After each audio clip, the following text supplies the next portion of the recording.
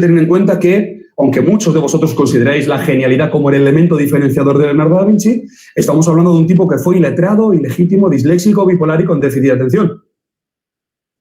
Y eso no nos lo cuentan. Es mucho más guay arrancar la pátina de genialidad, desbancarla del pedestal y presentar un hombre en carne y hueso. Por lo tanto, estamos hablando de curiosidad, de observación, de sacrificio, de perseverancia, en definitiva, de pasión. Para mí, la educación reglada es imprescindible. Pero a partir de ahí, lo que marca la diferencia es la autoformación, la curiosidad. Claro, hoy en día, claro, no hacemos con los chavales lo que hacían con Leonardo. Tío, sale al campo y juega. Sale al campo y disfruta. Sale al campo y observa. Experimenta. Fracasa. Permítete el fracaso. Fracasó en Florencia, en Milán, en Venecia, en Florencia de nuevo, en Roma y triunfó al final de su vida. Es la historia de un fracasado. Pero es gracias a ese niño que nunca dejó de preguntarse por qué y para qué, a ese niño que era extremadamente curioso, se convirtió en este tipo que hoy en día, en el 2019, le estamos celebrando. Transversalidad de los conocimientos. Está la incesante curiosidad del ser humano. Y dentro de esa curiosidad, el fracaso es lo que nos forma como personas. No el fracaso, sino también cómo afrontamos ese fracaso. Leonardo, cuando no es aceptado por los Medici en 1481, decide enviar una carta a Ludovico Sforza, en unos estados italianos en los que cambiar de Florencia al Ducado de Milán era como cambiar de país hoy en día, ¿no? Al final terminan contratándole como músico y como organizador de eventos. Leonardo llega a Milán y le encargan la boda, una boda. Leonardo decide que en la boda lo que va a realizar es la tarta más grande del mundo.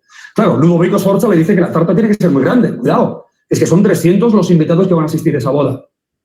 Dice Leonardo, no. No me habéis entendido. O sea, la tarta va a ser tan grande que la boda se va a celebrar dentro de la tarta. Contrata a los mejores arquitectos, a los mejores pasteleros, a los mejores cocineros, a los mejores artistas para diseñar esa tarta. Se pone a trabajar sobre ella y la termina. Al día siguiente, justo el día que se va a celebrar ese enlace nupcial, Leonardo llega el primero. Y cuando llega a ese palacio del Castello Sforzesco, se encuentra que el banquete ya ha tenido lugar. ¿Pero cómo es posible? Si la boda es esta tarde. Todas las alimañas de la ciudad se habían zampado la tarta. Había ratas, pájaros, toda una polenta endurecida por ahí, tirada, esparcida. ¿Qué hizo Leonardo para solventar ese episodio? Se piró, se largó, lo dejó todo allí, tenía miedo, no tenía plan B. Y lejos de hundirse ante el fracaso, se pone a trabajar, se pone a investigar, se pone a curiosear. Convoca otra vez de nuevo a la ciudad de Milán. Ludovico Sforza mosqueado. El grueso de la ciudad de Milán, mira, le señalaban por la calle, mira, ahí va Leonardo, ese genio de Florencia que, cuidado, que no sabe dar de comer a 300 personas. Y cuando va a presentar su último trabajo, dice, ciudadanos de Milán, todos aquellos que me señalabais por la calle, dicen, mírale, por ahí va, que no sabe dar de comer a 300 personas, os digo ahora, ¿cómo no voy a ser capaz de dar de comer a 300 personas si soy capaz de dar de cenar al Hijo de Dios? Y presentó la última cena. ¿A vosotros qué os han contado? ¿Que está María Magdalena la última cena? ¿O que Leonardo fracasó y que gracias al fracaso no solo obtuvo un éxito, sino que ese éxito fue tan grande que eclipsó el fracaso?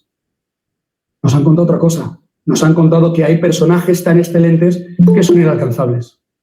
Y yo pienso que no es verdad. Pienso que a través de la curiosidad, la observación, el sacrificio, la perseverancia y la pasión, podemos ser como Leonardo. O Leonardo como nosotros. De hecho, fijaos, curiosidad, habéis venido. Observación, habéis atendido. Perseverancia, seguís conmigo. Sacrificio, igual a estas horas tendréis algo que hacer. Pero creo que algo nos une a todos hoy aquí. Y es la pasión. Por ser mejores personas y por encima de todas las cosas, por ser más felices. Gracias. Muy bien. Es lo que quise traer un poco hoy para empezar nuestra clase, nuestras reflexiones sobre lo que envuelve las cuestiones genéticas. ¿Ok? Bueno, a ver acá. Bueno, entonces vamos a iniciar la clase con la unidad 3, que tiene que ver con los problemas bioéticos de la manipulación genética. Cuando nosotros hablamos de manipulación genética, ¿de qué estamos hablando? Estamos hablando de técnicas Y estas técnicas que hacen con que se manipulen los genes, tanto, principalmente de seres humanos, envuelven muchas cuestiones éticas. Y eso es lo que vamos a intentar abordar en esta clase.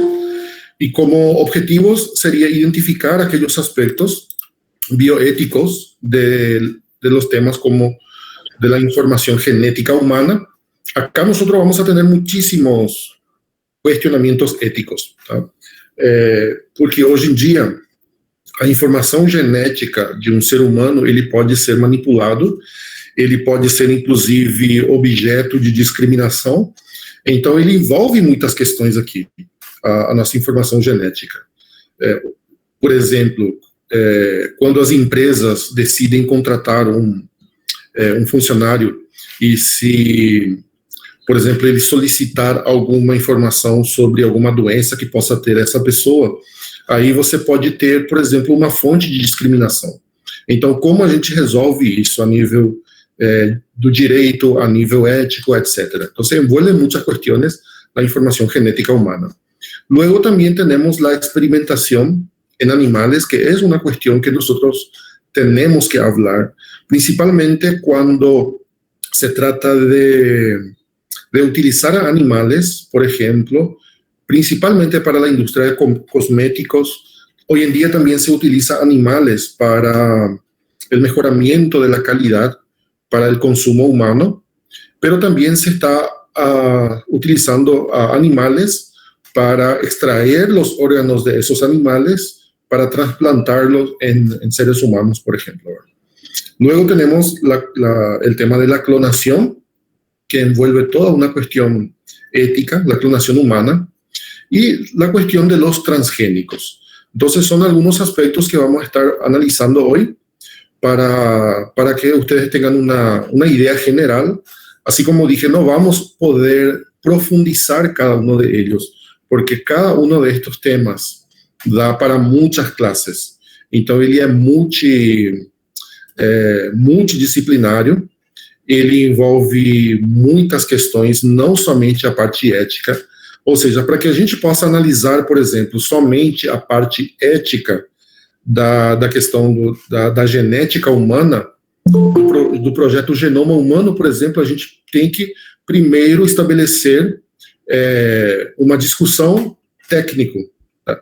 Porque a gente não pode abordar uma questão ética sem saber do que a gente está falando, tá? Pero eso no vamos a poder hacer en una sola clase, ¿verdad? Por eso, en esta clase de bioética lo que vamos a hacer es hablar un poco de un aspecto general, dar los conceptos y dar algunos aspectos éticos que pueden ser utilizados para emitir algún juicio de valor. Essa é a ideia que eu tive para essa aula. Bom, e manipulação genética ou engenharia genética também é uma série de técnicas que permiten de una transferencia programada de genes entre distintos organismos. Esto se puede hacer a nivel humano, animal, ¿verdad? Pero también se puede hacer a nivel de plantas. Nuestro programa pide que nosotros abordemos este tema, los diferentes enfoques relacionados con los avances genéticos, ¿no? Está lá no material, esses 3 focos, el optimista, el pesimista y el escéptico. Entonces, como nuestro programa pide eso, entonces tenemos que hablar sobre eso, ¿verdad? Bueno, cuando nosotros hablamos del enfoque optimista, como pensam, por exemplo, aqueles científicos, políticos, pessoas otimistas em relação, por exemplo, às questões genéticas? Dizem assim que essa questão pode trazer existem muitas possibilidades e benefícios que podem alcançar a muitas pessoas, principalmente no âmbito terapêutico humano. Então, eles vêm aqui com um olhar mais positivo e a partir desse benefício que pode estar trazendo. Esse é o enfoque optimista. Luego temos o enfoque pesimista, que habla de una posible aplicación eugenésica con todos estos avances científicos. A eugenia ela foi praticada principalmente nos campos de concentração na Segunda Guerra Mundial. Tá? Então, é você selecionar genes, por exemplo, com um critério de perfeição, Então, estaríamos a um passo aí de ter novamente políticas eugenésicas, né? Y esto, claro que envuelve muchos problemas éticos, morales, religiosos, etc. Y además, el enfoque pesimista también habla ahí de una alteración artificial del orden natural. Que com esse critério aqui, eu acho que não é tão assim, porque, por exemplo, na parte da produção de alimentos, o ser humano ele já vinha modificando alguns alimentos de uma forma natural. Hoje em dia, com os transgênicos, o que se faz é de uma forma mais técnica, né? Pero anteriormente ya se hacía también modificaciones genéticas, injertos para mejorar la calidad, por ejemplo, de algunas especies de plantas, frutas, etc. Luego tenemos ahí el enfoque de los escépticos. Escépticos em português é céticos, né? Aqueles que não acreditam muito, né, nas coisas. Então, esse enfoque cético, ele diz assim que realmente não há um resultado claro que pode trazer algum tipo de benefício esse tipo de técnica. Então, nada é claro. Então, esses são os três enfoques: o optimista, o pessimista e o escéptico, que encontramos tanto a nível de teorias, por exemplo, autores que a gente pega aí que fala sobre essas questões, ou, por exemplo, de posicionamento político ou filosófico. Então, são três posições bem claras com relação a esse tema. Bueno, entonces vamos a empezar hablando un poco de lo que sería la cuestión del proyecto Genoma Humano, ¿no? ¿En qué consiste el proyecto Genoma Humano? Este fue un proyecto que inició más o menos en el año 1990, encabezado principalmente por Inglaterra y Estados Unidos. São esses dois países que coordenaram praticamente esse grande projeto que custou milhões e milhões de dólares. Acho que foi mais de 3 mil milhões de dólares que custou esse projeto. A ideia era, por exemplo, sequenciar todo o ADN do ser humano, sequenciar e mapear o ADN humano, ¿no? E levou praticamente 15 anos para chegar ao fim, né? Y lo interesante del proyecto de este proyecto Genoma Humano fueron los resultados. Por ejemplo, ¿qué es lo que se descubrió con este proyecto Genoma Humano? Voy a citar que las personas que están solicitando.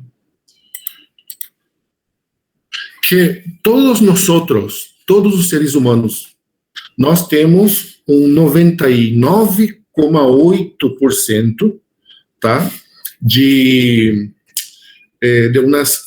sequências idênticas. Ou seja, todos nós nos parecemos 99,8%. Tá? Agora, o que acontece com esse 1,8%? Justamente é o que nos diferencia um dos outros, é o que nos faz, por exemplo, um indivíduo. E esse 1,8% também é onde a gente pode encontrar várias das doenças genéticas que nós podemos observar. É muito interessante. Lastimosamente não vamos a poder profundizar acá nem analisar de uma forma muito técnica, porque para isso, inclusive, necessitaríamos da presença de um genetista, ¿verdad? Das pessoas que possam explicar de uma forma técnica muito bem essa questão. A gente tem, assim, uma informação global da questão, mas é interessante, né? Lo que nosotros podemos decir del proyecto Genoma Humano es que a partir del proyecto Genoma Humano, nosotros vamos a poder tener una especie de medicina no solamente preventiva, sino también una medicina participativa, ¿no? Entonces, con aquellos modelos de relación médico-paciente fuera del modelo autoritario, nosotros vamos a poder tener un modelo más participativo y también más preventivo en ese sentido, porque se pueden prever las enfermedades a partir Tem muitas pessoas que estão se unindo agora. Ok.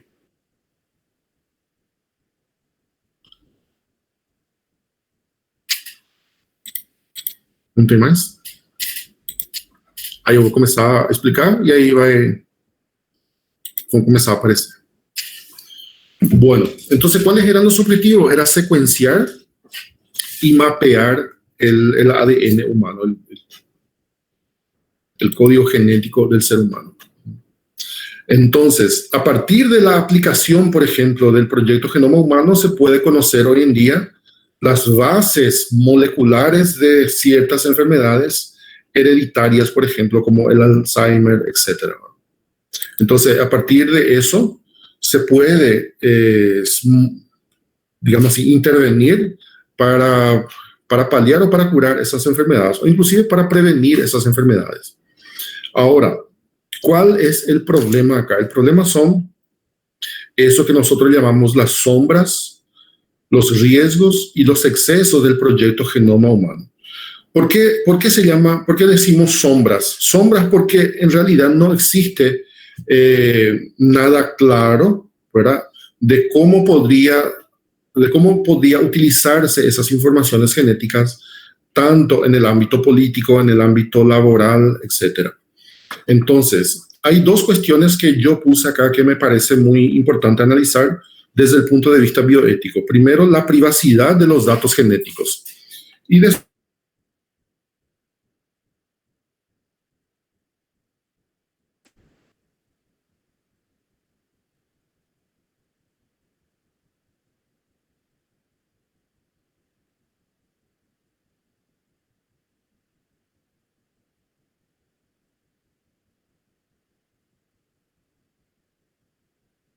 qual é o impacto que isso pode ter, por exemplo, nos seguros de saúde, na própria pessoa, por exemplo, né?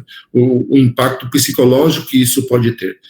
A pessoa tem 20 anos, faz aí um exame genético e descobre que tem uma doença genética que vai se manifestar quando ele tiver aí 40 anos, por exemplo.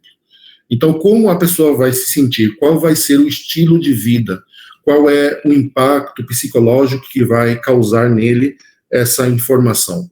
E, além disso, qual é, por exemplo, o impacto que vai ter no seguro de saúde com relação a esse tipo de doença, por exemplo, se vai incluir ou não vai incluir o tratamento, etc.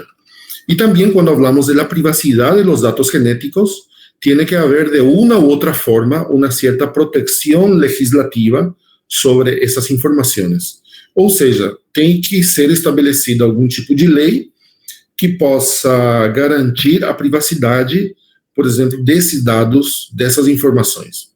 Porque senão estaríamos a la puerta de uma discriminação por los hallazgos genéticos. E a discriminação pode ser em todos os âmbitos, mas principalmente, por exemplo, na área do trabalho. Então, uma empresa solicita uma informação genética para ver se esse futuro trabalhador tem algum problema, se ele vai poder se desempenhar como funcionário dessa empresa. Então, envolve muitas questões aí. Todavia, por eso eu puse aí que há sombras e há riesgos, porque não há nada claro todavía a nível de legislação, a nível de códigos de ética que protejam esse tipo de coisa, ¿verdad? Agora, existem países, por exemplo, que estão muito mais adiantados nesse sentido, como o próprio Estados Unidos, alguns países da União Europeia, como a Espanha, já têm trabalhado muito sobre essas questões. Bueno, también el ocultamiento de los exámenes genéticos puede ocurrir justamente como consecuencia de la discriminación. Las pruebas, por ejemplo, para conocer las posibles enfermedades que la persona va a tener en el futuro, podría implicar también una forma de poder prever esa enfermedad y tratar antes de que la enfermedad se manifieste, ¿verdad? El otro problema también es la comercialización de los beneficios derivados de las investigaciones del proyecto Genoma. ¿Cuáles son esos beneficios? por exemplo, quando existe inclusive uma... Opa, não está aceitando aqui. Está me dizendo aqui que Evandro, não sei, ele solicitou, mas não está aceitando. Se alguém puder avisar o Evandro para solicitar novamente.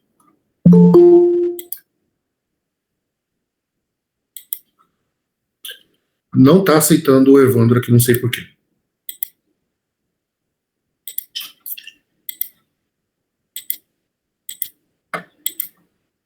Bueno.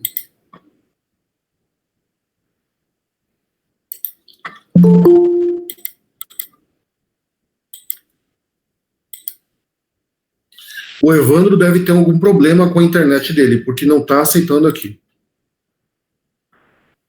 Não sei por quê.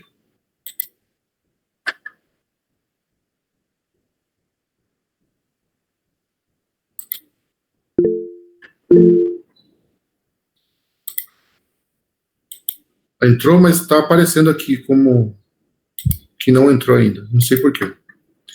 Tá certo.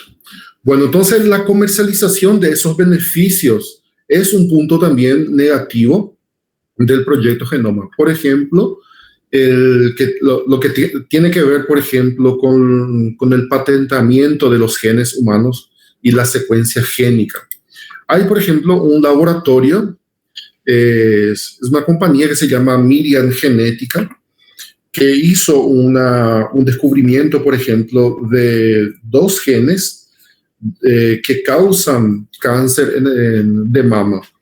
Y ellos patentaron esos genes y ellos tienen los derechos exclusivos sobre esos genes, inclusive el derecho al diagnóstico de esa enfermedad exclusiva y también la posibilidad de la terapia y medicamentos para tratar esa enfermedad.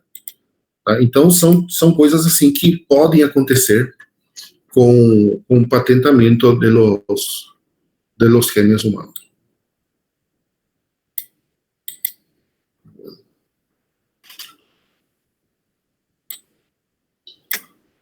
Acá.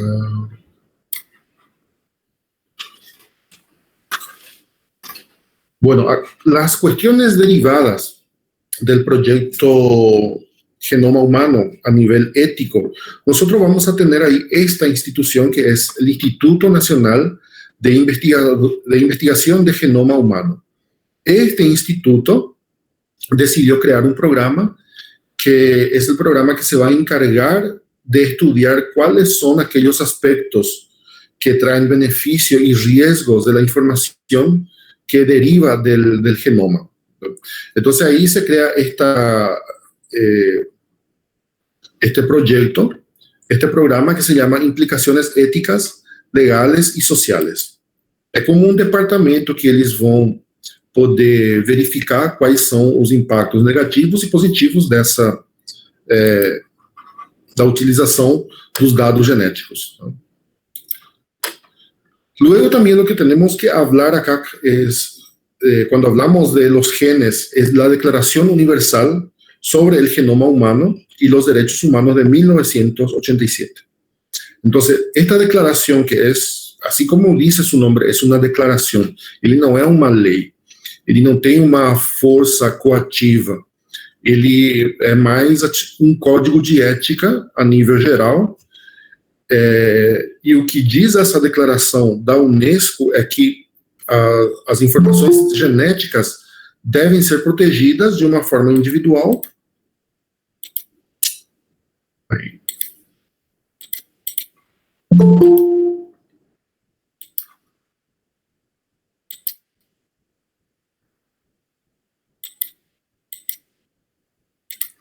La declaración dice que los datos tienen que ser protegidos para que justamente no ocurra lo que ocurrió con esa compañía de patentar, por ejemplo, los genes y desarrollar algún medicamento para tratar ciertas enfermedades, por ejemplo, ¿verdad?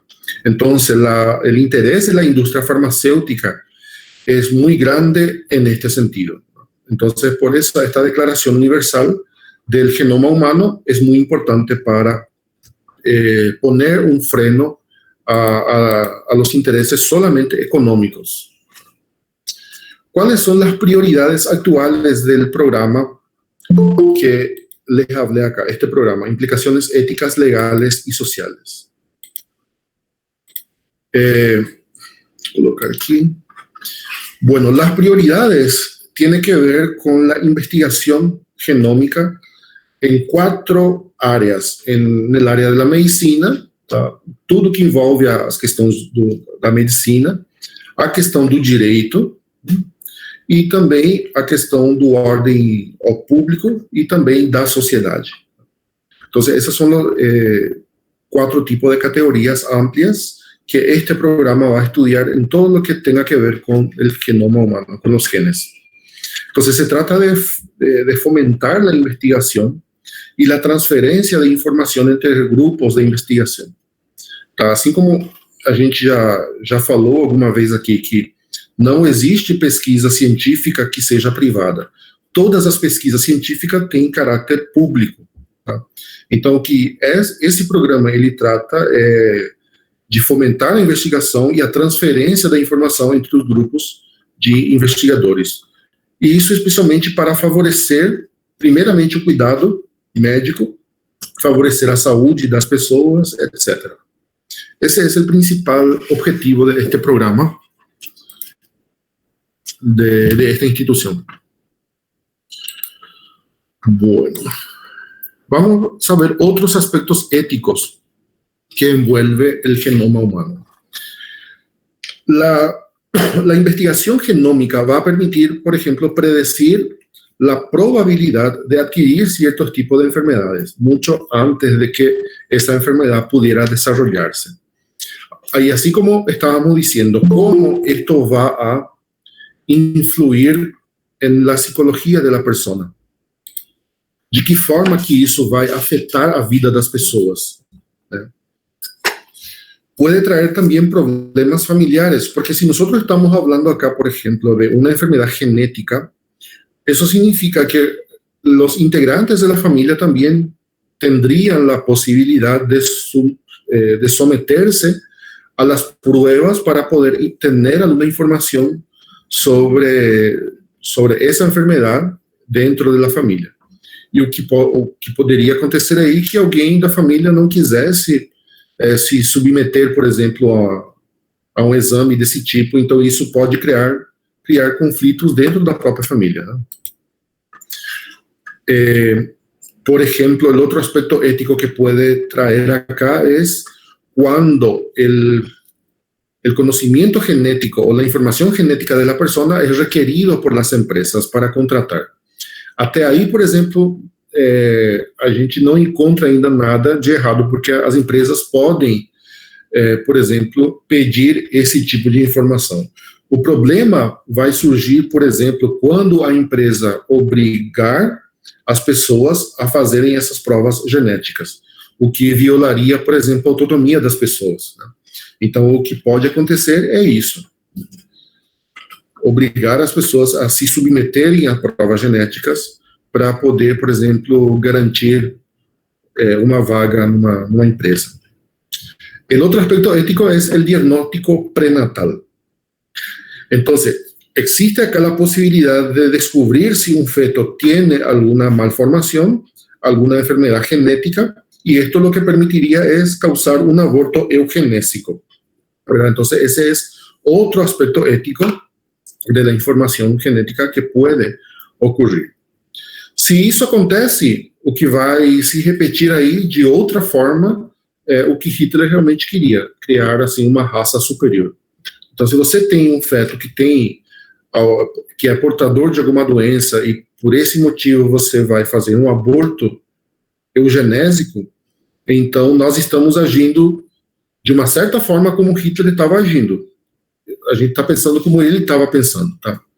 Agora, eu não estou dizendo aqui que eu estou certo, que eu estou errado, eu só estou dando, assim, informações para que vocês possam processar, tá certo? Eu não estou colocando aqui um posicionamento pessoal meu. Bueno.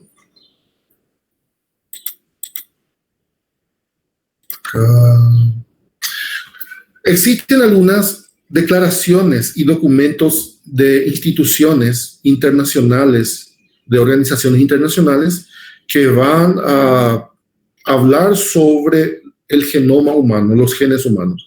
El primero que vemos ahí es la Declaración sobre los Derechos Humanos y la Biomedicina, o lo que también se llama como Convenio de Oviedo. Esta declaración fue aprobada en 1997 y trata también del genoma humano. Luego tenemos lo que ya vimos, ¿verdad? La Declaración Universal sobre el Genoma y los Derechos Humanos de la UNESCO y la Declaración Universal sobre los Datos Genéticos Humanos, que fue aprobado en 2003. Esas son algunas de las declaraciones, siempre dentro del marco europeo, tá? A gente está aqui, a nível de América Latina, nós não temos, pelo menos até agora, não é conhecido ainda nenhuma declaração, nenhuma lei que fale sobre isso.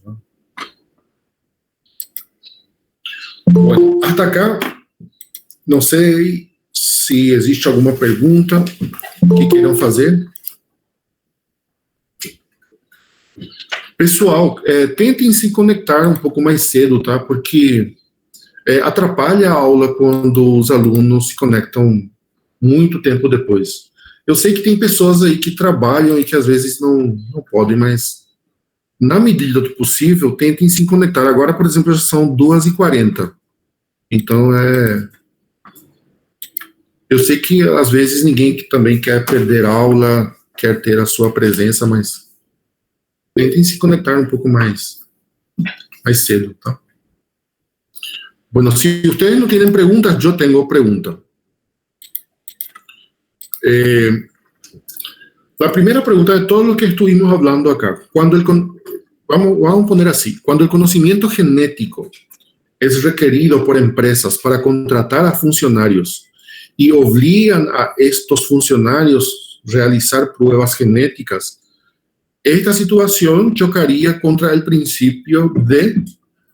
Então, qual é a resposta correta aí, por exemplo, de acordo ao que a gente estava explicando aqui? A autonomia, exatamente. Bem simples. Autonomia. Bueno. Pregunta número 2. ¿Qué posibles efectos puede tener el descubrimiento de una enfermedad por pruebas genéticas? Ahí tenemos una carga psicológica grande, discriminaciones, problemas familiares. Sí, todas las anteriores. Muy bien. Otra pregunta. El Instituto Nacional de Investigación del Genoma Humano de los Estados Unidos decidió crear un programa que se encargaría de estudiar los aspectos beneficiosos y riesgos de la información genética. El programa se llama Implicaciones Éticas, Legales y Sociales. ¿Cuál es el objetivo del programa? Qual que é o objetivo desse programa que eu falei para vocês?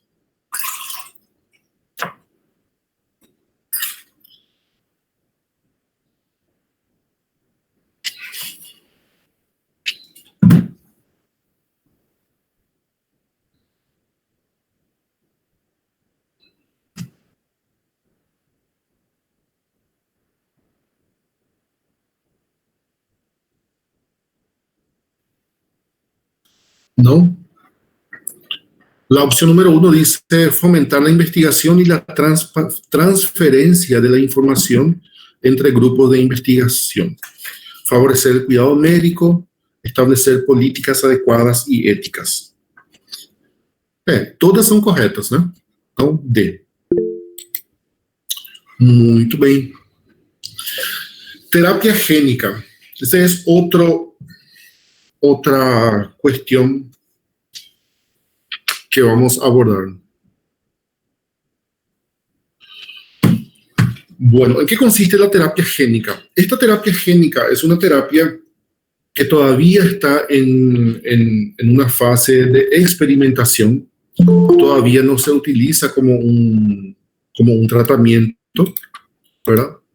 Pero en todo caso se está utilizando, ¿verdad? Y consiste en la inserción de elementos funcionales ausentes en el genoma de un indivíduo, ou seja, você tenta tirar, por exemplo, um gene que tem algum defeito, e você coloca outro gene no lugar daquele. Essa é a terapia gênica, né? Entre os critérios para elegir este tipo de terapia se encontram estes. É o que a gente encontra ainda na literatura, né? Por exemplo, que tem que ser uma doença letal sem tratamento, que a causa seja um único gene que já esteja clonado, ou seja, aquele gene que você vai substituir, que já esteja clonado, né? E é só colocar o clone que vai substituir, y que la regulación del gen sea precisa y conocida. Pero actualmente también he visto que la terapia génica se puede utilizar con cualquier tipo de enfermedad y no solamente con este criterio que aparece acá. Bueno, acá vamos a ver un pequeño video. No sé qué aconteceu aquí.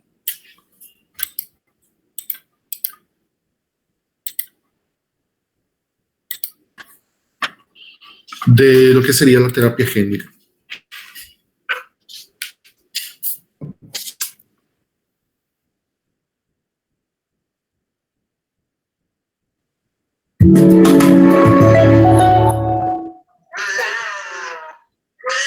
Max quiere ser bombero o policía como muchos niños a los 3 años, pero Max sufre una enfermedad.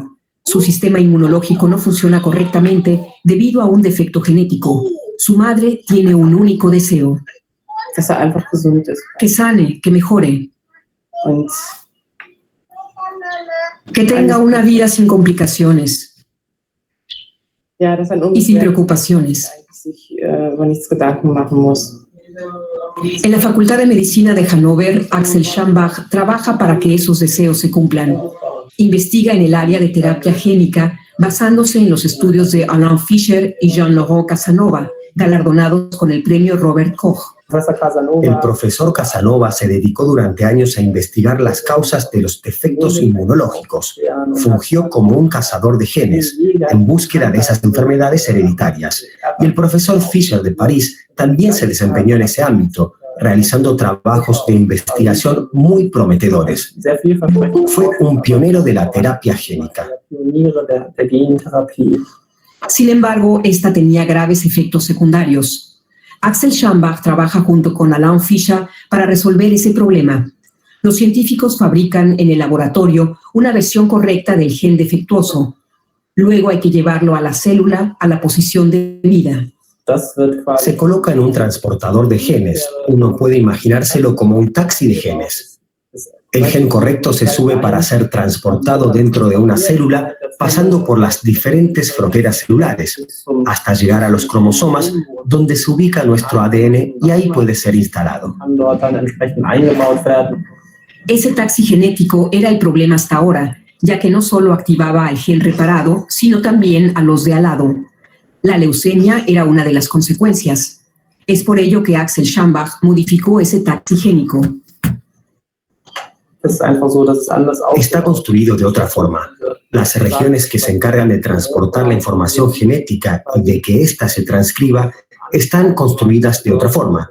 Se localizan en otra parte del taxi génico y son más débiles, de manera que ya no puedan ejercer influencia sobre los genes vecinos. Axel Schambach puede mostrar que da resultado. Introduce colorante rojo y verde al mismo tiempo que el gen reparado. Si las células se colorean, significa que el taxi génico llegó a salvo. En el marco de un estudio, los científicos trataron a 9 pacientes con un grave defecto inmunológico empleando el nuevo taxi genético. Desde entonces ya han transcurrido 3 años.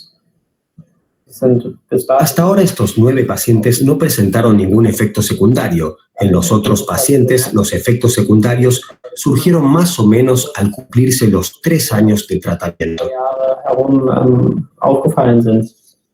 En el caso de Max, todavía no es posible aplicar una terapia génica. Son necesarios al menos entre 3 y 5 años de investigaciones. Para ayudar a Max, los médicos buscan a un donante adecuado para realizar un trasplante de médula ósea.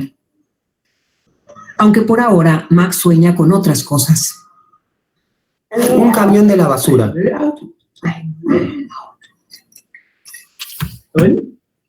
Y uno de bomberos. Y claro, el helado diario con mamá en la escalera de su casa. Bueno, para tener una idea, lo que se comenta hasta ahora, por ejemplo, en la aplicación de esta terapia génica, por exemplo, para levar o gene, que é para substituir, eles utilizam, por exemplo, um vírus. E o problema é que esse vírus, depois, ele começa a causar outros problemas. Por exemplo, já teve casos aí em que esse vírus, ele causou, inclusive, leucemia para certas pessoas. E esse é o problema da terapia gênica, verdade? Muito bem. A gente poderia aqui analisar a questões técnicas com algum genetista, se realmente isso é assim ou não, né? Bueno. Después tenemos, por ejemplo, la selección del bebé. La selección del sexo del bebé, por ejemplo, es una práctica en la que una pareja puede elegir si quiere tener un bebé de sexo masculino ou feminino, tá? E geralmente são técnicas em que é utilizada onde, por exemplo, um casal que ele só tem filhos homens, aí ele quer uma filha, né, sexo feminino, então utiliza essa técnica para poder gerar uma filha, né, nesse sentido. Então, se seleciona o sexo del bebé. Hay dos criterios para la selección del bebé. Y esos criterios se llaman la selección médica y la selección electiva. Son esas dos formas. La selección médica del sexo es cuando, por ejemplo, la pareja intenta concebir y desea realizar la selección del sexo para evitar ciertos problemas genéticos que están relacionados con el sexo del bebé. Tá? Então, existem aí, por exemplo, alguns problemas genéticos que podem aparecer porque, por exemplo, o bebê ele é do sexo masculino, por exemplo. Então, para evitar isso, se utiliza esse critério da seleção médica do sexo. Mas também temos aí a seleção de sexo eletiva, que é justamente esse exemplo que eu coloquei, quando um casal ele já tem filhos só de um sexo, eles querem ter de outro sexo. Então, se utiliza este tipo de técnica também. E aí, dos métodos, básicamente, que é a seleção do sexo do espermatozoide. Vou citar aqui a pessoa que está solicitando. Entonces, se elige la selección del sexo del espermatozoide, donde se va a examinar el líquido seminal, se van a separar los espermatozoides con cromosoma X de los cromosomas que tienen Y, y este es el procedimiento que se hace. Luego hay también un otro proceso técnico que se llama la selección del sexo con microsort, que es un tipo de láser especializado que trata de eliminar el cromosoma de un espermatozoide para que tenga lo que la pareja desea tener. Bueno. Hasta acá.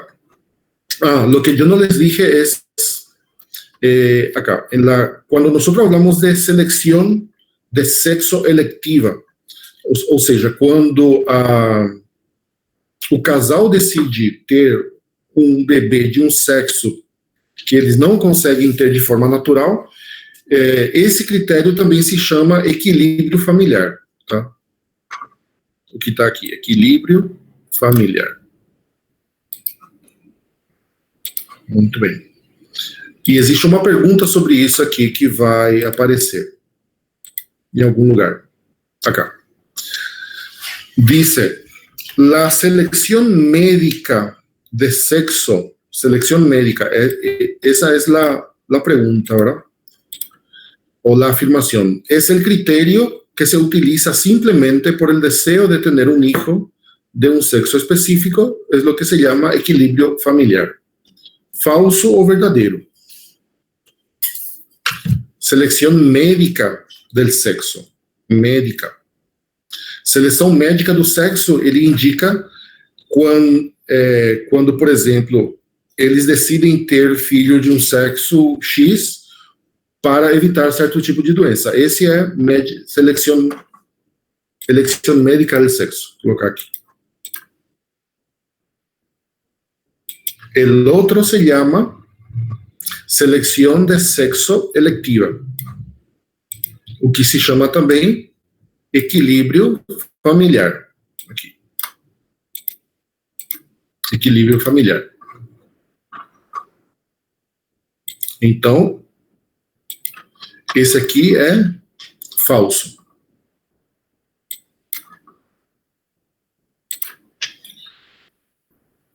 Boa. Alguma pergunta até aqui? Tá tudo bem?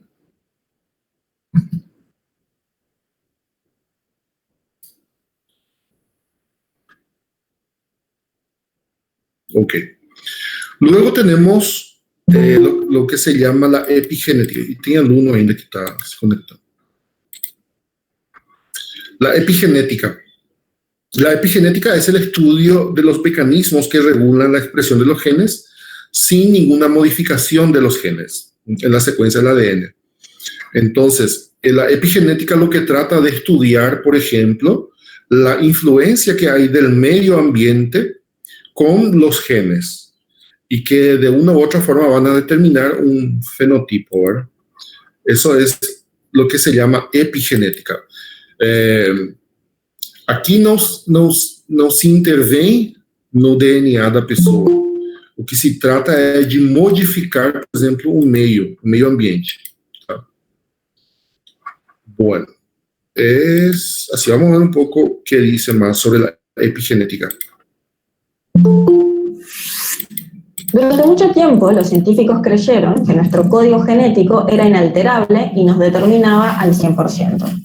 Al fin y al cabo, los genes que componen nuestro ADN contienen la información principal sobre quiénes somos. Son los que dan instrucciones a las células que definirán desde el color de nuestros ojos hasta el funcionamiento de nuestros pulmones o nuestra propensión a enfermedades como el cáncer o la diabetes. Pero la vida que uno lleva, junto con otros factores, hace que sea más complejo. Imagínate a dos hermanos gemelos. Su ADN es idéntico, pero la manera en que viven es muy distinta. Uno tiene una rutina más tranquila, el otro tiene una profesión estresante. Uno hace más ejercicio, pero el otro come mejor. Los gemelos comienzan a tener distintas características o quizás a desarrollar diferentes enfermedades. ¿Cómo puede ser si su genoma es exactamente igual? El motivo es que el cuerpo humano tiene una forma natural de activar o desactivar algunos de nuestros genes en respuesta al ambiente y al estilo de vida que llevamos, pero lo hace sin modificar el ADN. Se llama epigenética, y el conjunto de sustancias químicas que marcan el genoma y le dicen a las células qué hacer se conoce como epigenoma. Piensa en el ADN como un manual de instrucciones sobre cómo debería funcionar la célula. Cada célula de tu cuerpo tiene uno de estos manuales. El epigenoma es como si alguien tomara un paquete de marcadores de colores para enfatizar o tachar distintas partes del manual. Esta parte aquí es más importante, acentúala. Esta no la uses. ¿Y cómo lo hace? Cada célula de nuestro cuerpo contiene casi 2 metros de ADN. Para que este quepa dentro de una célula, el material genético se envuelve en un conjunto de proteínas llamadas histonas y forma una estructura compacta. Pero eso significa que la célula no siempre tiene acceso fácil a los genes que le dicen qué tiene que hacer. Aquí entra en juego la epigenética. Las marcas epigenéticas son marcadores químicos que actúan sobre una estructura para darle instrucciones de comprimir o descomprimir el ADN. Si lo comprimen, la célula no puede acceder a la información y el gen queda desactivado. En cambio, las marcas epigenéticas que descomprimen el ADN permiten a la célula leer el gen y activarlo. Esto ya sucede cuando las primeras células del embrión humano empiezan a dividirse. Por eso es tan importante para el bebé lo que come su madre, su estado emocional y físico, los medicamentos y las vitaminas que toma. Toda esa información puede transmitirse en forma de señales químicas al bebé a través de la sangre. Si la dieta de la madre durante el embarazo es pobre, el bebé podría nacer más propenso a la obesidad, ya que su epigenoma lo ha programado para almacenar más calorías cada vez que tiene comida. Este fenómeno ha sido probado en varios estudios con mujeres que pasaron por periodos de hambruna prolongada durante guerras, por ejemplo. Pero el rol del padre también es importante porque puede transmitir algunas de sus marcas epigenéticas a su descendencia. Por ejemplo, si el padre tiene el hábito de fumar mucho desde la adolescencia, puede que eso derive en una esperanza de vida más corta para sus hijos e incluso para sus nietos. El epigenoma actúa en nuestro cuerpo toda nuestra vida, no solo en la fase embrionaria. Como en el ejemplo de los gemelos, nuestros hábitos, nuestra dieta, nuestras experiencias y el ambiente en que vivimos pueden activar o desactivar nuestros genes. Pero va más allá. La epigenética muestra que la naturaleza puede haber encontrado una manera de pasar traumas a las siguientes generaciones. En un experimento, científicos hicieron que ratones machos asociaran el olor de la flor del cerezo con el dolor causado por un choque eléctrico. Estos ratones procrearon, y sus hijos también se ponían nerviosos cuando sentían ese olor, a pesar de no haber tenido contacto con sus padres durante su crianza. La tercera generación de ratones, los nietos de los primeros, también mostraron tener mayor sensibilidad a ese olor más que a cualquier otro. En su ADN, los científicos encontraron marcas epigenéticas en un gen responsable de codificar una proteína que es receptora de olores. También tenían en su cerebro más neuronas responsables de detectar el olor de la flor del cerezo. Pero eso no quiere decir que estamos predestinados a revivir las emociones de nuestros padres y abuelos. Los científicos aún estudian cómo este tipo de transmisión epigenética de un trauma puede ocurrir en humanos. Aún así, ya prevén que sería posible reprogramar este mismo mecanismo para hacernos más saludables, ya que las marcas epigenéticas pueden ser reversibles. Esto abre un enorme universo de posibilidades en el mundo científico. Por ejemplo, hay estudios para crear medicamentos que permiten revertir los marcadores del epigenoma que favorecen la aparición de ciertos tumores. La epigenética podría también revolucionar el tratamiento de distintas enfermedades como la diabetes, el lupus, el Alzheimer o incluso algunas adicciones. El gran reto ahora es cómo desarrollar drogas que actúen únicamente en los marcadores negativos sin impactar en los marcadores positivos. La epigenética prueba que no todo está escrito en nuestros genes y que podemos influenciar positivamente nuestro epigenoma, algo que no solo nos puede beneficiar en el presente, sino también a nuestras futuras generaciones.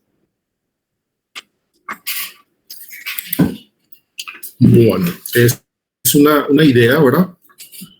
No podemos decir que es científico totalmente, pero es algo que está ahí. Bueno, ¿alguna pregunta de aquí, pessoal? ¿Podemos hacer una pausa de 2 minutos para volver? ¿Sí?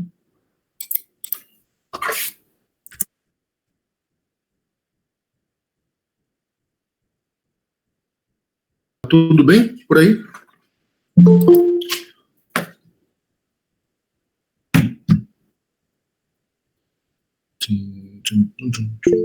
Bueno.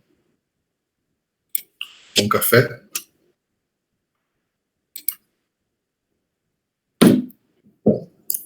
Vamos a ver la cuestión de la experimentación en animales. Esta es otra cuestión también que causa algunos problemas a nivel bioético, ¿sí? Los animales que son modificados genéticamente, existen algunas razones que respaldan esta necesidad, principalmente la modificación, por ejemplo, en animales que van a poder avanzar en el conocimiento y seguir descifrando el código genético, ¿tá? Y también para el estudio y el control genético de algunos procesos fisiológicos. Por ejemplo, también podría ser como construir modelos genéticos de enfermedades. Y por otro lado también tenemos ahí la cuestión de la producción animal que se utiliza para el consumo humano. Bueno, también se utiliza la experimentación en animales en aplicaciones en biomedicina, ¿eh? Que todas estas razones que le estaba explicando, ¿verdad? Un ejemplo que yo traje acá es que se ha utilizado, por ejemplo, a cerdos transgénicos como un modelo experimental para el estudio de las rinitis pigmentosas que sucede dentro del glóbulo ocular, ¿verdad?, de las personas. Entonces, es un estudio que se hace con animales, en este caso. Pero hay varios ejemplos que se podría utilizar, ¿verdad? También la utilización, por ejemplo, de animales que son modificados genéticamente, que se utilizan como donante de órganos para humanos. Es lo que se llama, por ejemplo, xenotransplantes, ¿verdad? Actualmente el animal que más se utiliza para ese fin es el cerdo. Y el cerdo, por algunas cuestiones que serían, por ejemplo, como que sus órganos son similares en tamaño a los de seres humanos. El cerdo también tiene esta cuestión de que es un animal que crece de una forma rápida y es una especie prolífica, o sea, se reproduce de una manera bastante rápida. El mantenimiento, por ejemplo, del cerdo en altos niveles de estándares higiénicos es posible a un nivel de coste relativamente bajo. O sea, no es caro mantener un animal.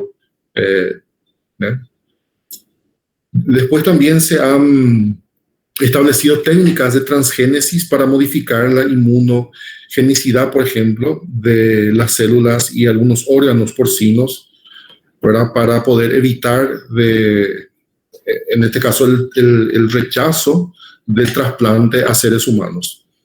Es una técnica que se utilizaba mucho, pero hoy en día también con la clonación, por ejemplo, de tejidos humanos, ya hay la posibilidad de ir dejando de lado este tipo de técnicas, ¿verdad? Sobre la experimentación también en animales, lo que nosotros podemos traer acá son dos códigos internacionales, que es la Declaración de Helsinki del 64 y el Código de Nuremberg, que es de 1947.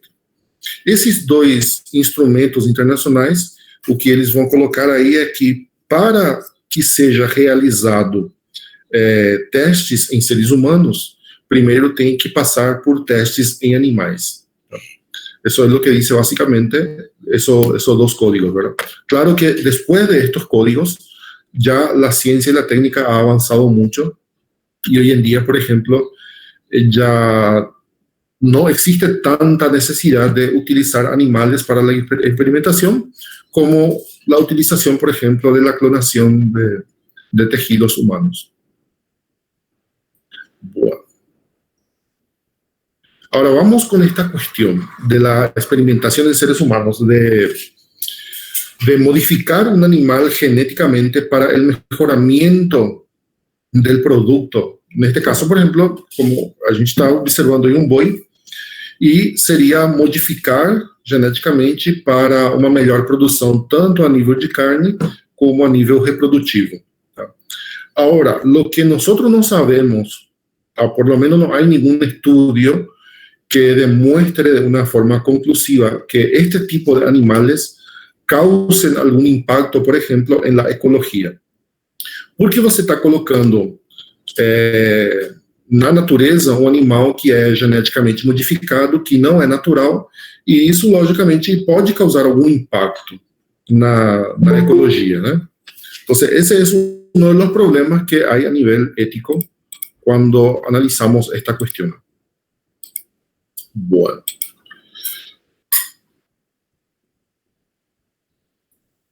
¿Cuáles son las ventajas y las desventajas de la manipulación genética de animales?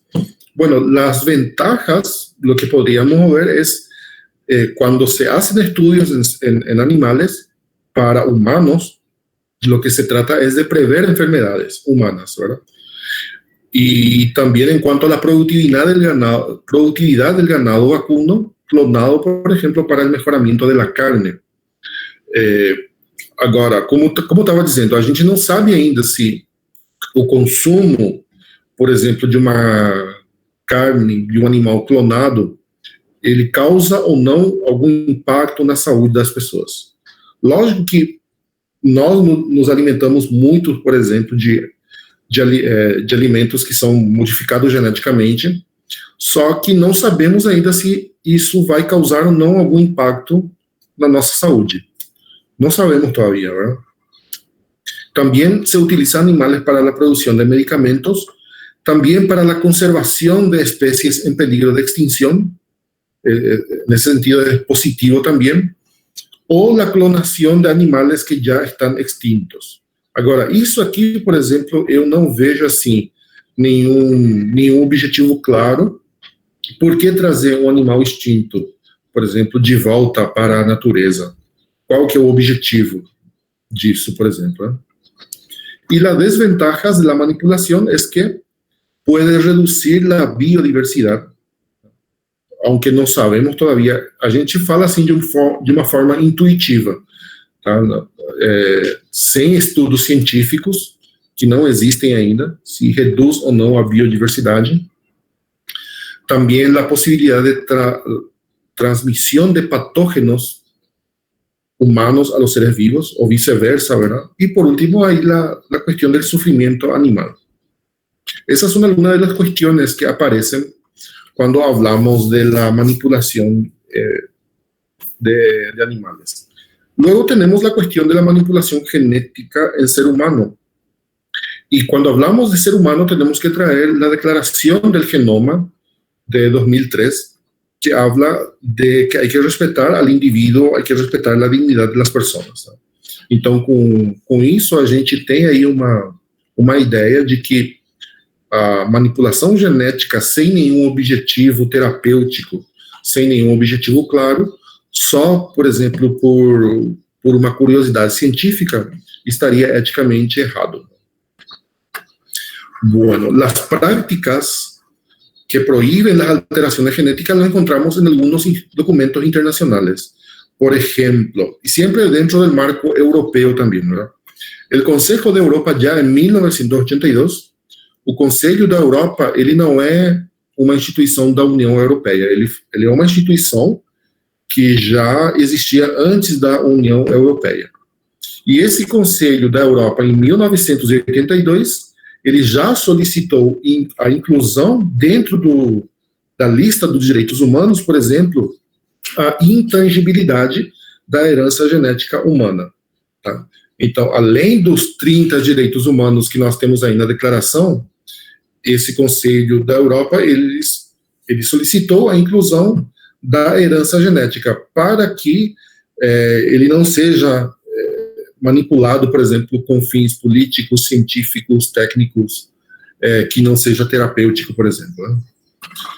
El convenio de Oviedo, que ya vimos que es un convenio sobre derechos humanos y biomedicina, prohíbe cualquier intervención genética que no sea, por ejemplo, la preventiva, diagnóstica o terapéutica. Y también hay una declaración importante de la UNESCO, que es la declaración sobre responsabilidades de generaciones actuales para con las generaciones futuras. Entonces, ¿qué es lo que dice esta declaración? Que también debe existir la protección del genoma humano en virtud de la dignidad humana y también de los derechos humanos y de preservar la diversidad biológica. Entonces, es una declaración importante mirando un poco las generaciones futuras también. Los argumentos bioéticos en contra de estas manipulaciones, en primer lugar, trata del punto de vista económico. O sea, la aplicación, por ejemplo, de estas técnicas tiene un interés económico donde se destinan grandes sumas de dinero, se utiliza mucho, digamos así, mucho material humano, ¿verdad?, para la realización de este tipo de proyectos. Luego hay intereses también económicos y políticos que siempre va a haber. La pérdida de una diversidad genética. Si nosotros vamos manipulando, por ejemplo, a los genes para tratar de evitar, por ejemplo, que nazcan ciertos tipos de personas con cierto tipo de fenotipos, entonces con eso lo que estamos perdiendo es la diversidad genética. También la discriminación por la carga genética también puede suceder. Ya no sabemos dónde está el límite entre lo que es terapia y lo que sería eugenesia, ¿tá? y también la arbitrariedad de reducir, por ejemplo, la vida humana a un objeto manipulable. Entonces, de esa forma, se olvidan de que el ser humano tiene una dignidad que no puede ser dañado. Esos son los argumentos bioéticos en contra de todas estas manipulaciones.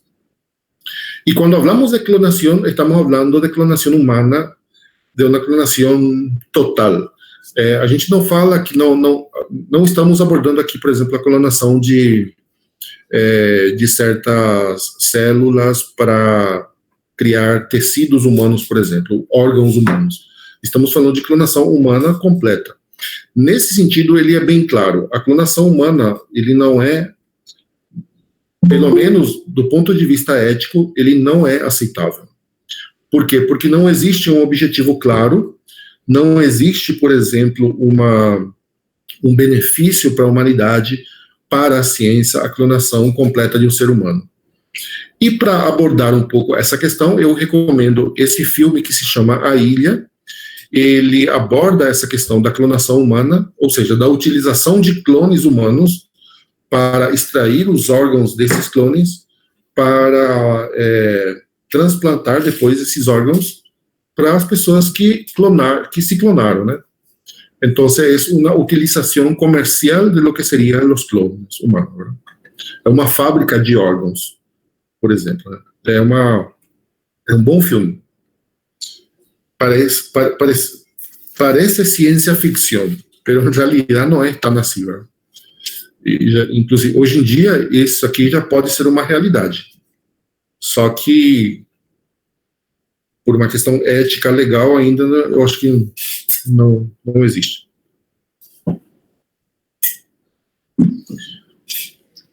A primeira clonação animal se realizou em 1967, que foi uma rana africana. Luego tenemos ahí la más famosa, que es la clonación de la oveja Dolly, que 7 años después falleció y hoy está como ahí expuesto en un museo en Edimburgo, ¿verdad? Ahora, esto sí va a crear un problema porque se está trabajando en tratar de clonar a un mamut que desapareció ya muchos años. Entonces ellos quieren crear el clon de este mamut y traerlo nuevamente hoy en día a la realidad.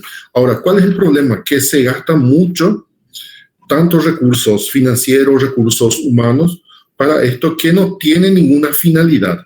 Qual é o objetivo? Qual é, por exemplo, a nível científico, o lado positivo disso, né? Então, eu vejo assim, que existe um despropósito entre o que seria um benefício real e um benefício que poderia ser científico, mas que na realidade não é um benefício muito claro, né? E aparte não sabemos qual é o impacto que isso pode causar também no meio ambiente, ¿verdad? Muito bem. E quando a gente vai para o lado dos alimentos, estamos aqui falando sobre alimentos que são modificados geneticamente. Então, todos nós, por exemplo, a gente gosta de comer uma boa carne, um bom churrasco, né? E quando a gente pensa assim em produção de carne, a gente pensa dessa forma, né? Que existe aí uma fazenda onde os gados são bem tratados, etc., onde existem vigilância sanitária, etc. Pero, en realidad, hoy en día ya se puede crear carnes dentro de un laboratorio. Isso aqui é real. Esse laboratório aqui funciona na Holanda, onde esse criador, ele cria carne a partir de células extraídas de um animal vivo, né? Então, ele vai criando a carne assim nesse laboratório.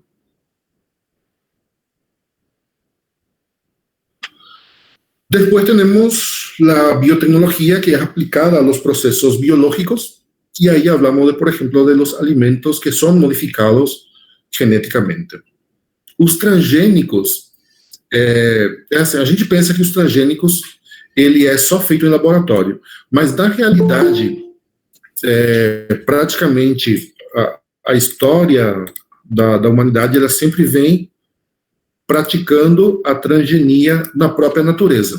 Então, as próprias plantas, as próprias sementes, assim como um milho, por exemplo, o tomate, ele já vem sendo feito de uma forma não tão técnica como hoje em dia a gente tem aí essa possibilidade, né? Pero cuando nosotros hablamos de transgénicos, estamos hablando de que se inserta, por ejemplo, un gen externo a la propia especie, e geralmente é o gen que é inserido, por exemplo, numa semente, uma bactéria para que seja mais resistente, por exemplo, né? Ahora, lo que se discute mucho es si eso causa o no algún impacto en la salud. Muchos dicen que son cancerígenos, que causa cáncer. Otros dicen realmente que no, que es los alimentos transgénicos que se hacen en laboratorio son realmente beneficiosos para la salud porque son más nutritivos, ¿verdad? Y son más baratos. Acá, por ejemplo, vemos un tomate silvestre, que é o que é encontrado na natureza. O tomate que a gente consome é o tomate modificado geneticamente, em laboratório, né? Esse aqui é um tomate silvestre, e aí a evolução desse tomate até chegar a esse tomate lindo aí que a gente tem, né? Hoy en día, por ejemplo, ya se está fabricando un super tomate, el famoso tomate dorado, que contiene alta dosis de antioxidante para tratar y combatir el cáncer, ¿verdad?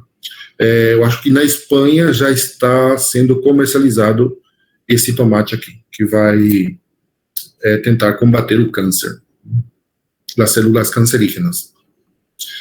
O milho que a gente consome também é o milho transgênico, tá? Porque o milho natural, por chamar de alguma forma, são esses dois que a gente observa aqui. Esse é o milho natural. Aí ele foi modificado. Então, por exemplo, o óleo de milho, óleo de soja que nós consumimos hoje em dia, são transgênicos. Todos são transgênicos. Muitas das roupas que nós vestimos, por exemplo, do algodão, o tecido que são fabricados, por exemplo, na Índia, no Paquistão, são algodões que são modificados geneticamente. Então, também aí nós temos roupas que são a partir de modificação genética. A própria insulina, por exemplo, é produto da modificação genética. E assim, por exemplo, há muitos alimentos que nós consumimos que são modificados geneticamente, ¿verdad? A zanahoria, por exemplo, é interessante, porque a cenoura, ela não tem essa cor. A cenoura, por exemplo, ela era de ela tem a cenoura que é branca, a cenoura morada, pero la zanahoria que tiene el color de naranja realmente es una invención del siglo XVI e entre el XVII, tá? que ela foi modificada justamente para homenagear a família real holandesa, que tem a cor laranja como a cor oficial, tá? A cor oficial. É mais econômica, claro, esse é o critério que eles utilizam. Como ele cresce mais, de uma forma mais acelerada, e também não precisa de muitos cuidados, então por isso ele se torna mais econômico. Bueno. Los posibles beneficios, por ejemplo, de los alimentos transgénicos son que son más nutritivos, más apetitosos, son más resistentes, se utilizan menos agrotóxicos, el consumo es menor, las plantas crecen más rápidos, etc. Entonces, hay muchos beneficios, ¿verdad? Y algunos que no están de acuerdo dicen que estos tipos de alimentos lo que causan es una alergia como mínimo. Después, los cambios genéticos inesperados pueden ser dañinos a la salud y que los genes que se trasladan de una planta o animal o viceversa puede causar realmente esas modificaciones genéticas pueden causar algún impacto en la salud del ser humano. Y realmente algunos dicen que esos alimentos en realidad no son más nutritivos, sino todo lo contrario, ¿verdad? Y las fuentes de los alimentos transgénicos, principalmente el algodón, ¿verdad? Aquele algodão, por exemplo, que a gente utiliza para limpar o ouvido, ele é feito de transgênico, algodão transgênico. Os tecidos que nós utilizamos para a fabricação de roupas também tudo é transgênico. O milho, o maíz, transgênico. A soja também é transgênica. Ahora. E assim, um filme que eu recomendo para abordar essa questão é um filme super interessante que se chama Consumed. Ele vai abordar dessa questão aí dos grandes laboratórios que têm o monopólio, por exemplo, da venda dessas sementes transgênicas e versus, por exemplo, a alimentação, como se chama a alimentação que não é transgênica? Agora eu esqueci do termo. É bastante utilizado, você me foi o termo. Que seria uma alimentação mais natural, né? Então, esse filme aí, orgânico, os orgânicos. Então, esse filme, ele é interessante, que aborda essa questão. Então, para quem quiser assistir aí. Bueno, muita informação acá, não dá para profundizar muito, porque são muitas coisas, pero traté al menos de dar uma mirada general, ¿verdad?, de cada uno de ellos. Não sei se há alguma pergunta até aqui, alguma dúvida. Profesor. Vou passar o slide. Sim. Pero el gasto que se tiene para poder manipular los alimentos no son billones. Isso, se gasta mucho, sí, mucho dinero. ¿Por qué entonces es tan económico así para producción de alimentos transgénicos? Claro, porque cuando se fabrica, por ejemplo, en serie, ¿verdad? Entonces, significaría económicamente que debería ser más barato, ¿verdad? Agora, os custos para realizar essas pesquisas, sim, são altíssimos. Esses exemplos que eu coloquei são, por exemplo, alimentos que já estão comercializados, como o tomate, a cenoura, soja, algodão, já são feitos muito antes, ¿verdad? Então, hoje em dia se está comercializando isso. Pero hay mucho debate sobre eso, principalmente por los grandes intereses económicos que hay con el tema de las semillas transgénicas. Monsanto, por exemplo, que é uma empresa que tem um monopólio dessas sementes, é uma multinacional que está em todos os países praticamente. E essa empresa, ela foi a responsável pelo impeachment de um presidente aqui do Paraguai. Então você vê aí qual que é o interesse econômico e o poder que eles têm, né? Eles podem colocar presidente, eles podem tirar presidente. Então, esse é outro lado também dessa questão, né? Boa. Hasta acá, alguma pergunta? Vou passar a lista de assistência. Na próxima aula, a gente vai abordar a questão, a unidade 4, e a unidade 4 trata de los problemas clínicos. Y en la unidad 4 nosotros vamos a extender un poco más, porque son problemas que realmente, desde el punto de vista bioético, es importante que nosotros abordemos de una forma un poco más detallada, ¿verdad? Bueno, entonces hoy terminamos con la unidad 3 y nos vemos la próxima semana. Gracias, doutor. Gracias. Doutor, haveria possibilidade do senhor poder dar para a gente esses vídeos das aulas passadas e de hoje? Sim, sem problema. Que é bem interessante os vídeos das aulas passadas e dessa aula. Sem problema, eu vou passar assim.